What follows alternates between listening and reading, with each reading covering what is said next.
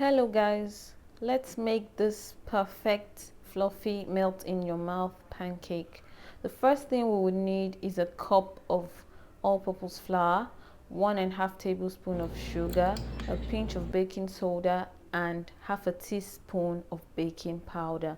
Mix everything up to combine and then add in 2 tablespoons of powdered milk. You can substitute this for liquid milk or any kind of milk of your choice, and set it aside. And then we'll go ahead to separate our egg white from our egg yolk. We'll be needing about 3 medium-sized eggs for this recipe.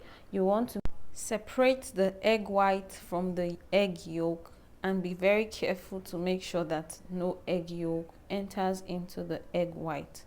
Once we're done with that, we are going to beat this until it is stiff peak. You can do this with a whisk.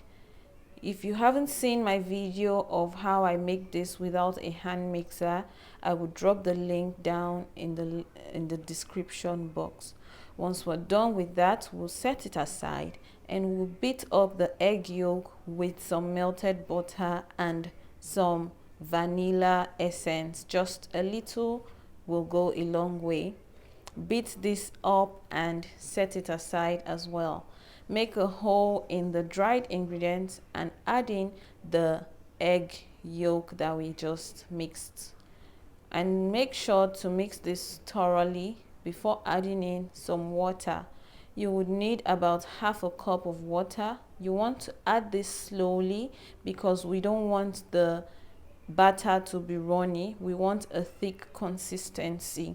So mix this with water slowly by slowly. We might not end up using the whole half a cup of water, so that's why we don't pour in everything at once. We'll mix this and mix it thoroughly.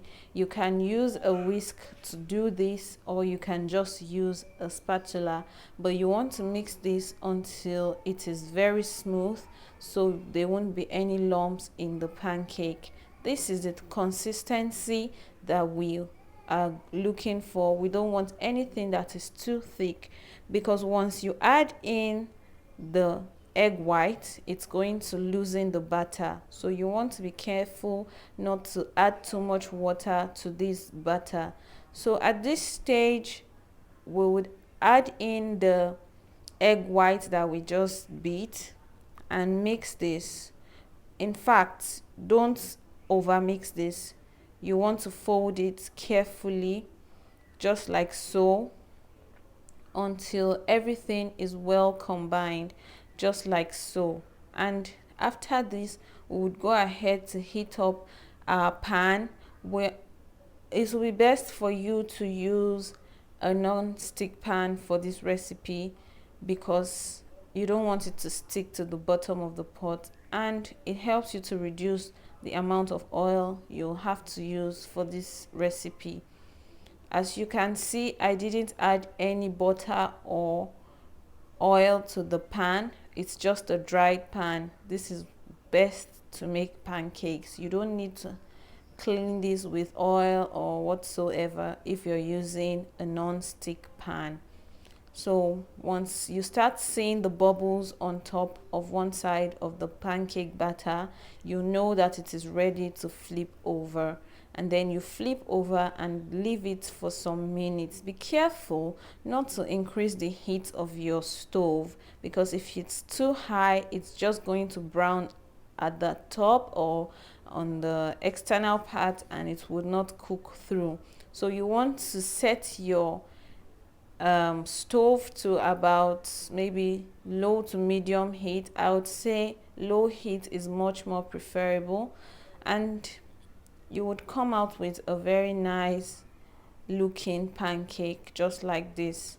And that's the final result of this pancake.